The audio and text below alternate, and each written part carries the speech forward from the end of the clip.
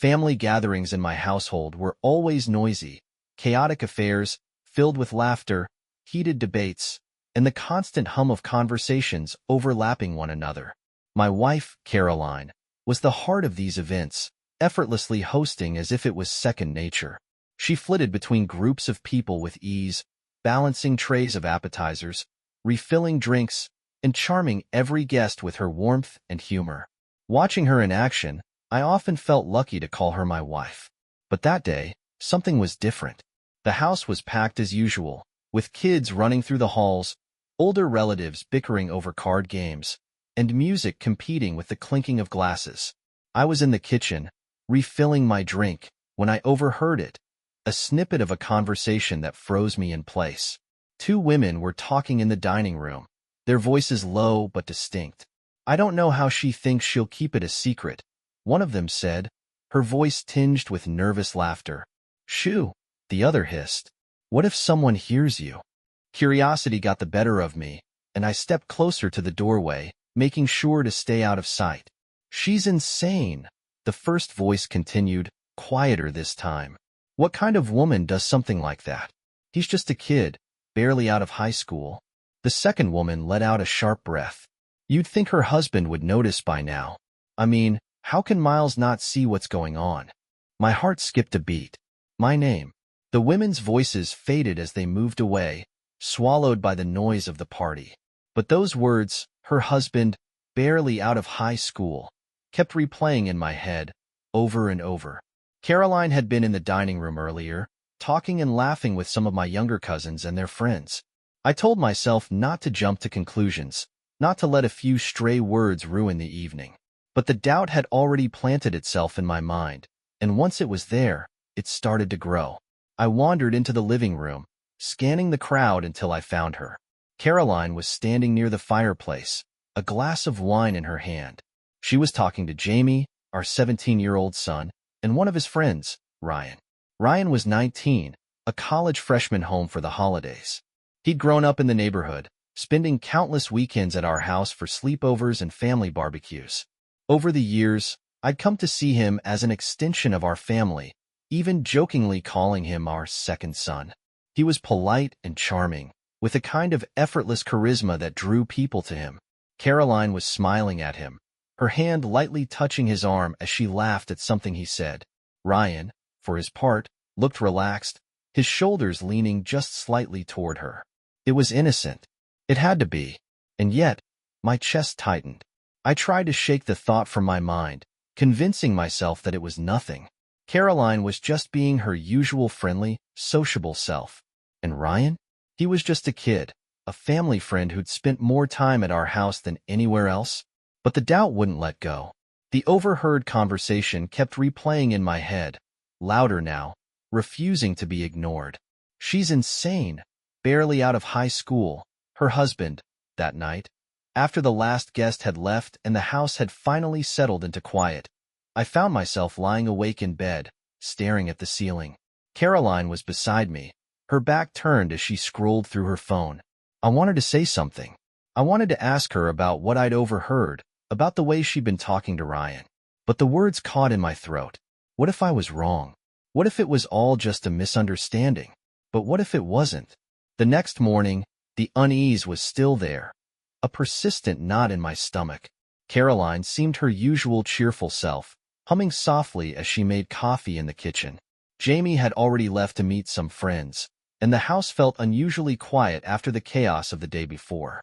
I watched her from the doorway, trying to read her expression, to find some clue that would either confirm or dismiss my fears. But she didn't seem nervous or guilty. If anything, she looked completely at ease. "You're staring," she said, glancing over her shoulder with a playful smile. "Just tired," I said quickly, forcing a smile of my own. She nodded, handing me a cup of coffee. "Yesterday was exhausting, huh? But I think everyone had a good time." "Yeah," I said, taking a sip. Everyone seemed happy. It was a lie. At least, it felt like one. I couldn't stop thinking about Ryan. I didn't want to believe that Caroline was capable of doing something so reckless, so destructive. But the more I thought about it, the more the little details started to nag at me.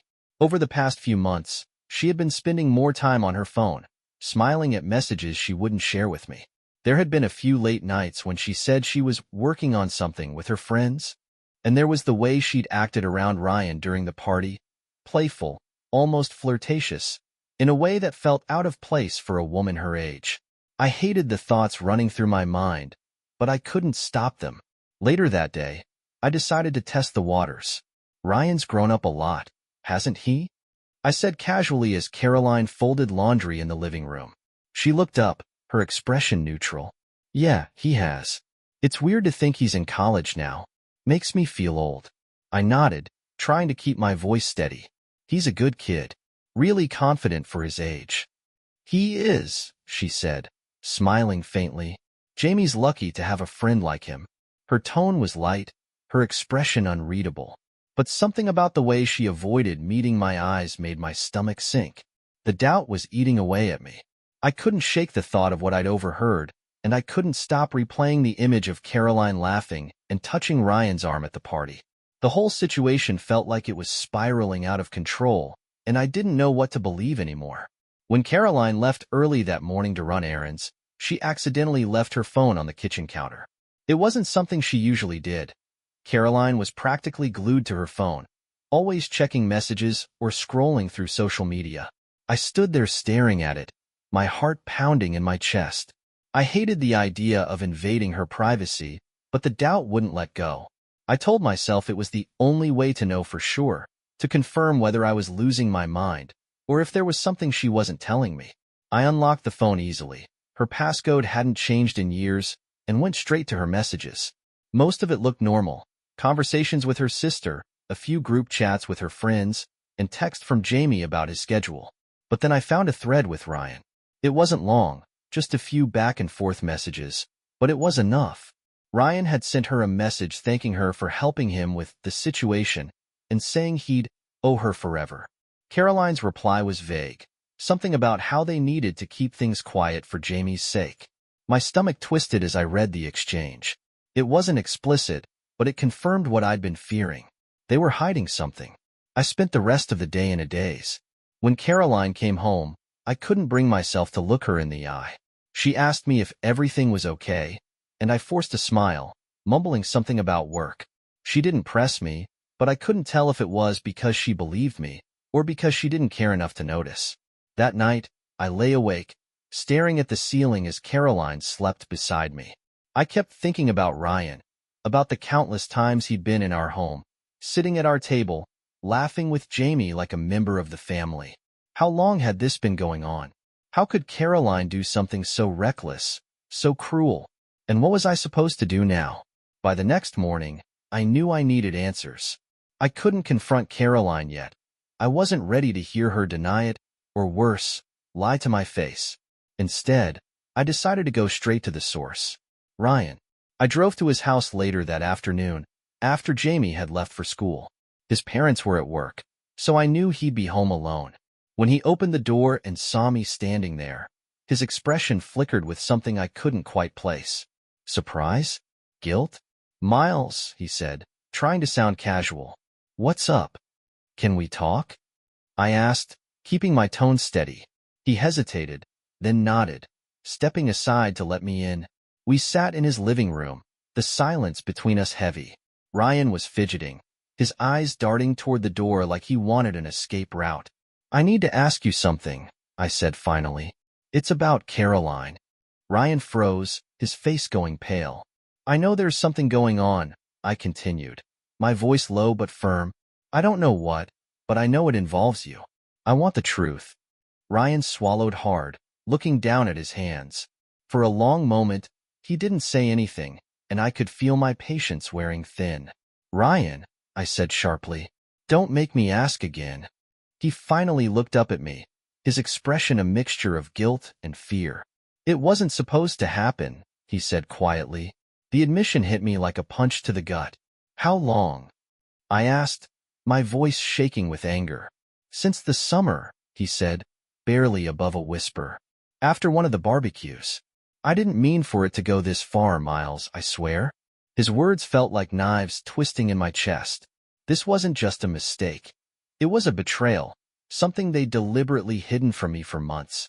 "She's your best friend's mother," I said, my voice rising. "What the hell were you thinking?" Ryan didn't answer. He just sat there, his head in his hands, as if that would erase everything he'd done. I left without saying another word. As I drove home, my mind was a storm of emotions: anger, humiliation, disbelief. But beneath all of that, there was a cold, hard determination forming. Caroline thought she'd been careful, but now I knew the truth, and I wasn't going to let her hide from it any longer. Driving home from Ryan's house, I couldn't decide if I was more angry or humiliated. The betrayal felt like a sickness spreading through me. I kept replaying Ryan's words, the way he admitted to what he and Caroline had done so matter-of-factly. How could he say, "It wasn't supposed to happen," as though that justified everything? When I pulled into the driveway, I just sat in the car for a moment, gripping the steering wheel and trying to calm myself. Inside the house, Caroline was moving around, humming to herself as if nothing was wrong. I stepped inside, forcing myself to stay calm. She greeted me with her usual warm smile. "Hey, you're home early." I nodded, mumbling something about finishing work sooner than expected. I didn't trust myself to say much more. For the rest of the evening, I watched her closely. She moved around the kitchen, cooked dinner, and chatted with Jamie when he came home. From the outside, everything looked perfect, like any other normal day in our household. But now, I saw things differently. When she laughed at Jamie's jokes, all I could think about was Ryan. When she glanced at her phone while setting the table, my mind immediately went to their messages. The doubt and anger consumed me. That night, after Jamie went to bed, I decided to confront her. I couldn't keep pretending everything was fine. "Caroline," I said as we sat on the couch, the TV playing quietly in the background. She looked up, her expression curious. "What's up?"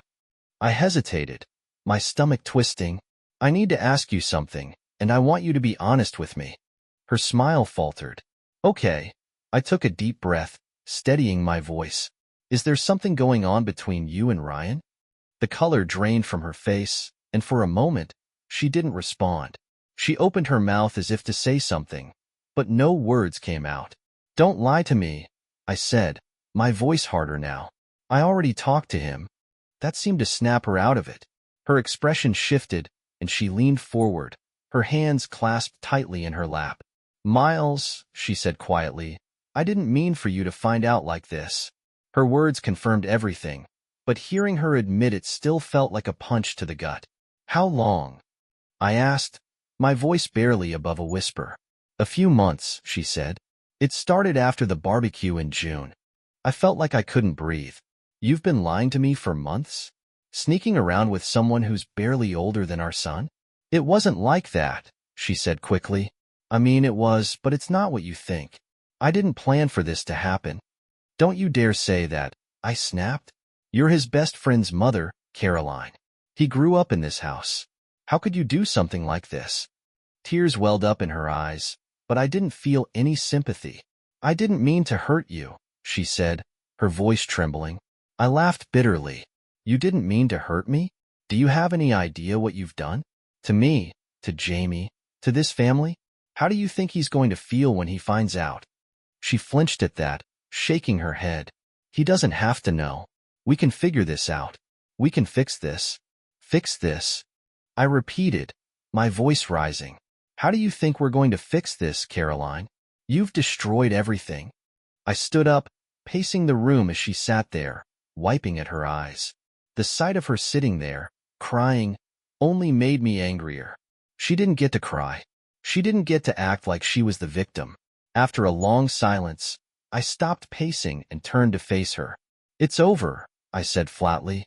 "Whatever this is between you and Ryan, it ends now."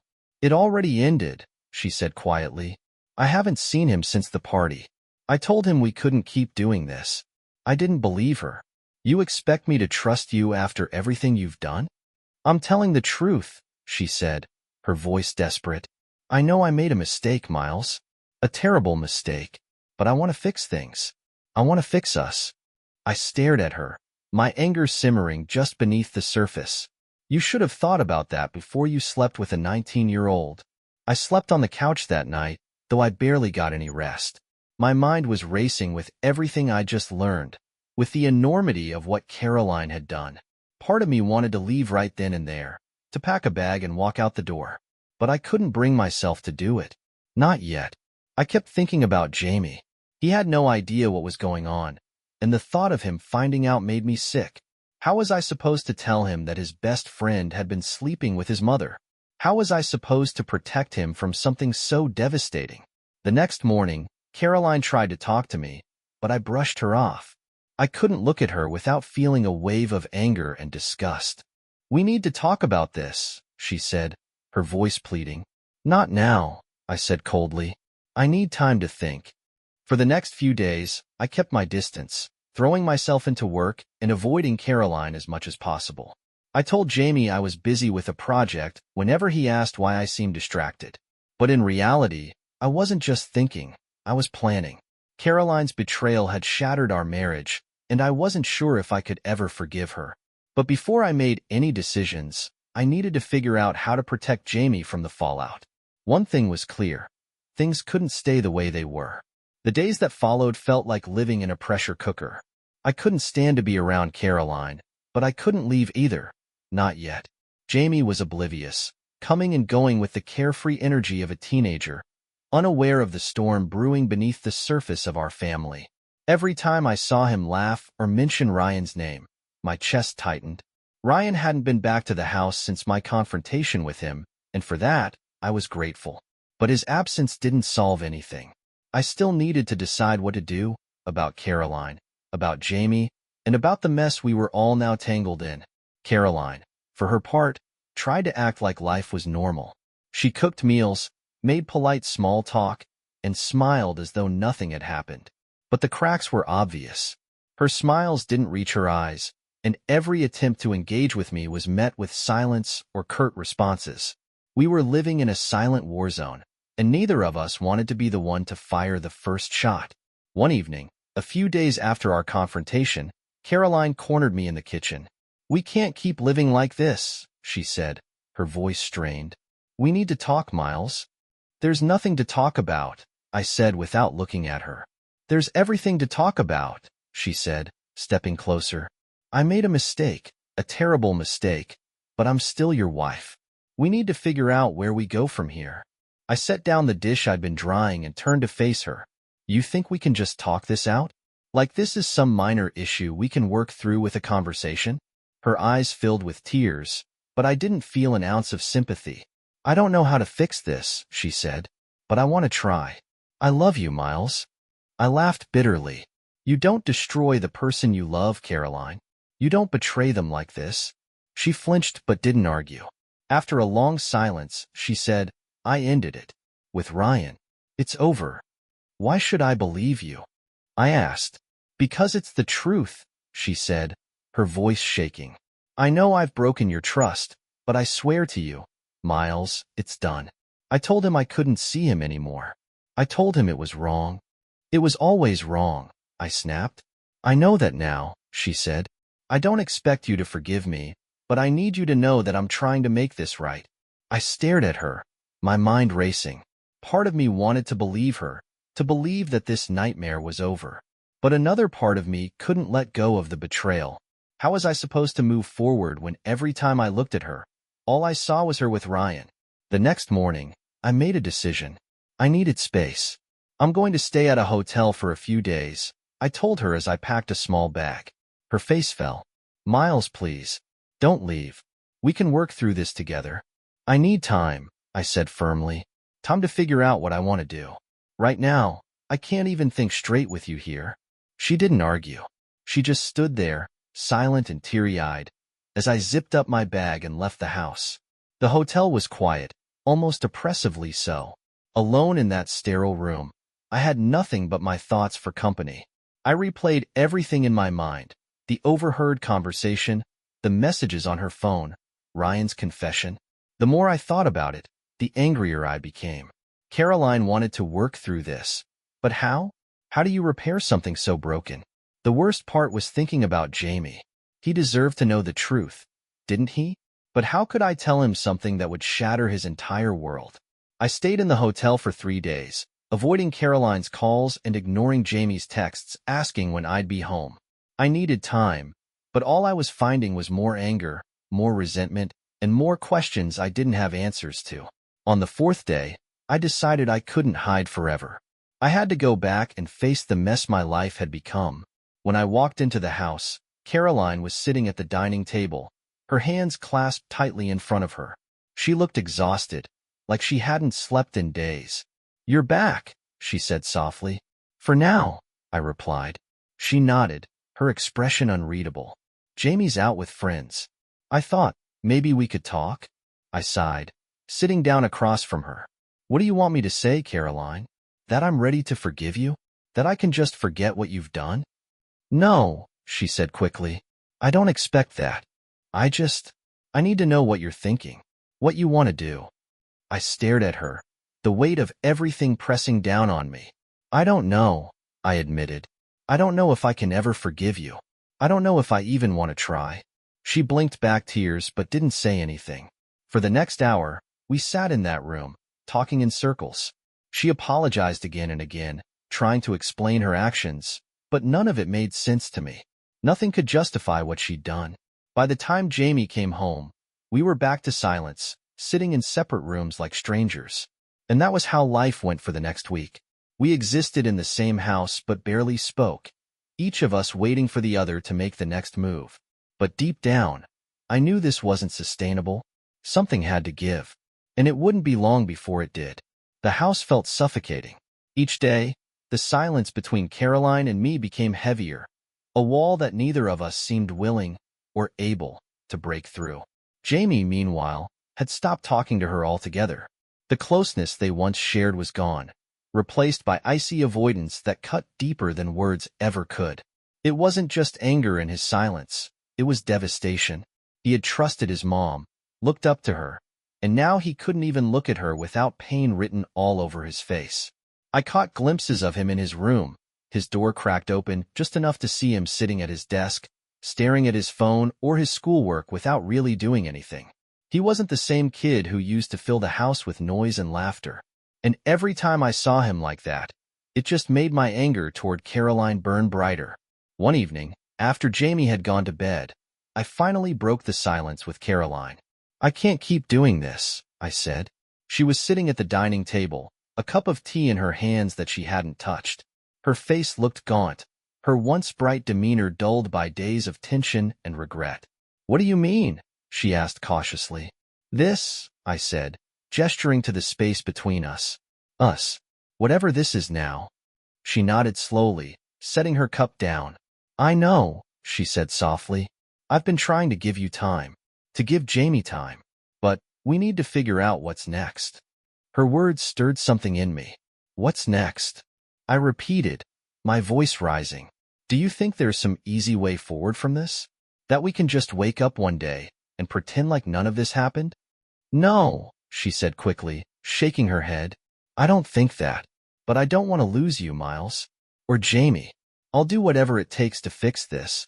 I stared at her, incredulous. "You don't get it, do you? You already lost us. The moment you decided to throw away our trust, our family, everything we've built together, for him." Tears welled up in her eyes, but I didn't stop. "You betrayed me, Caroline. You betrayed Jamie. And for what? For some selfish, meaningless fling with a kid who's barely an adult? A kid who's supposed to be like family to us?" She broke down, her hands covering her face as sobs racked her body. But I didn't feel any sympathy. I just stood there, watching her, until the sound of her crying became unbearable, and I walked out of the room. The days blurred together after that. I threw myself into work, leaving early and coming home late to avoid the tension at home. Caroline tried to reach out, to talk to me, but I shut her down every time. Jamie and I had started spending more time together, just the two of us. We went out for dinner a few times, or to the park to shoot hoops. It wasn't much, but I could tell he appreciated the effort. He wasn't ready to open up about everything he was feeling, but at least he wasn't completely retreating into himself anymore. Caroline stayed on the sidelines, watching from a distance as Jamie and I rebuilt something resembling normalcy. One night, I found Jamie sitting on the porch, staring up at the stars. I joined him, handing him a soda and sitting down beside him. "Can I ask you something?" he said after a long silence. "Of course," I said. "Do you think we'll ever be a real family again?" The question hit me like a punch to the gut. I didn't know how to answer. I didn't want to lie to him, but I also didn't want to crush whatever hope he was clinging to. "I don't know," I said honestly, "but I promise you, no matter what happens, I'll always be here for you." He nodded, his gaze still fixed on the stars. "Thanks, Dad." The next morning, Caroline asked to speak to me again. Reluctantly, I agreed. "I know you're still angry," she said, "and you have every right to be, but I need to know where we stand. Are you planning to leave?" Her question hung in the air, heavy with implications. I hadn't let myself think that far ahead yet. "I don't know," I said. "Right now, I'm just trying to hold things together for Jamie's sake. I don't want to make any decisions I'll regret later." She nodded, her expression unreadable. "I understand. But if there's even a chance, if there's any part of you that still wants to try, I'll do whatever it takes to fix this. I'll go to therapy. I'll move out if that's what you need. I don't want to lose everything." Her voice cracked at the last word, and for the first time in weeks, I saw a flicker of the woman I'd fallen in love with all those years ago. But it wasn't enough. "Caroline," I said, my voice heavy, "I don't think I can forgive you. Not yet. Maybe not ever." Her shoulders sagged, but she nodded. "I understand." That night, as I lay in bed alone, I thought about what she'd said, about what Jamie had asked me on the porch. Did I want to try to save our family? Could it even be saved? Or was it better to walk away and start over? I didn't have the answers yet, but I knew one thing for sure. Nothing would ever be the same again. The house felt like it was being held together by strings, fragile and ready to snap at the slightest tension. Caroline stayed out of the way for the most part, retreating to her room or the backyard, as though giving Jamie and me space would somehow fix the damage she had caused. Jamie, on the other hand, barely spoke to her. Every interaction between them was stilted and uncomfortable, and his coldness toward her was more cutting than any argument could have been. For my part, I was stuck in a constant loop of anger, exhaustion, and confusion. I knew I couldn't keep dragging this out forever. Something had to give, but the thought of making a final decision felt like staring into an abyss. A week after our last conversation, Caroline tried again. It was late in the evening, and I was sitting on the couch, flipping through channels without really watching anything. She walked in slowly, as if afraid I might lash out at her just for entering the room. "Can we talk?" she asked softly. I sighed, setting down the remote. "What do you want, Caroline?" "I want to know what you're thinking," she said, "what you're feeling. If there's any part of you that's still—" "Stop," I interrupted, holding up a hand. "Just stop." Her face fell, but she stayed quiet, waiting for me to continue. "What I'm thinking," I said slowly, "is that I don't know if I can do this anymore. I don't know if I can live in this house with you, pretending like everything is fine when it's not. I can't even look at you without—" I trailed off, shaking my head. "I know," she said. "I know I've hurt you, Miles, and I know I can't undo what I've done, but I don't want to lose you, or Jamie. I'm willing to do whatever it takes to make things right." "Right?" I said, laughing bitterly. "How do you plan on making this right, Caroline? You slept with someone who was practically family, someone Jamie trusted, someone I trusted. How do you come back from that?" She didn't have an answer. We sat there in silence for a while, the weight of everything pressing down on us. Finally, she said, "I don't expect you to forgive me. I don't even know if I deserve forgiveness, but I want to try. If there's even the smallest chance that we can rebuild something, I'll take it." Her words hung in the air, and for a moment, I wanted to believe her. I wanted to believe that the woman I had built a life with was still in there, that we could somehow piece this mess back together. But then I thought about Jamie, about the way he looked at her now, like she was a stranger. And I thought about Ryan, about the smug way he'd admitted to everything when I confronted him. "I don't know if I can ever trust you again," I said finally. She nodded, tears streaming silently down her face. "I understand." The following day, I decided to take Jamie out of the house for a bit. He'd been spending most of his time in his room, avoiding Caroline, and I knew he needed a change of scenery. We drove to a nearby park and sat on a bench overlooking the lake. For a while, neither of us said anything. "You okay, bud?" I asked eventually. He shrugged, kicking at the gravel beneath his feet. "I don't know. I guess. It's okay if you're not," I said. "You don't have to act like everything's fine." He sighed, running a hand through his hair. I don't get it, Dad. How could she do something like that? And with Ryan, of all people?" "I wish I had an answer for you," I said, "but I don't.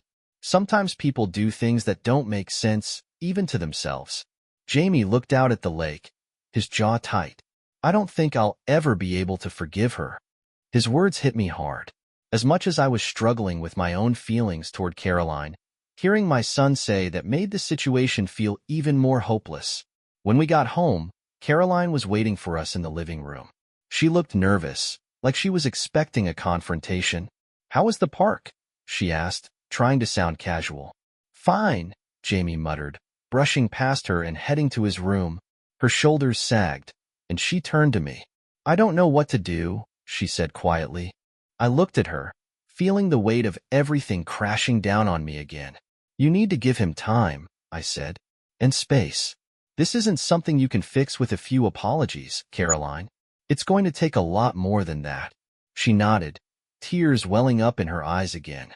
"And you?" she asked. "What do you need?" "I need time too," I said, my voice firm. "And I need you to understand that I can't promise anything right now. I don't know if we can come back from this."